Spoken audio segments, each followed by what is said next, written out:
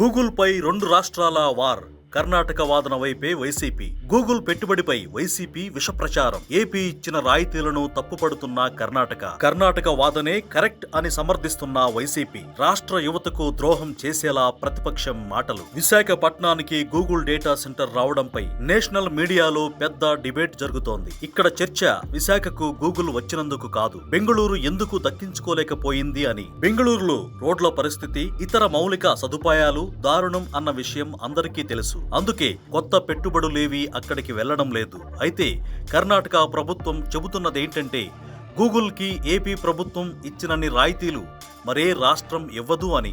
ఒక విధంగా ఏపీ తనను తాను నష్టం చేసుకుని మరీ గూగుల్ కు దారి తెరిచింది అని విమర్శించింది. ఒకవేళ ఏపీ ప్రభుత్వం ఇచ్చినన్ని రాయితీలు కర్ణాటక ఇచ్చి ఉంటే తమను ప్రశ్నలతో నిలదీసేవారని చెప్పుకొచ్చింది.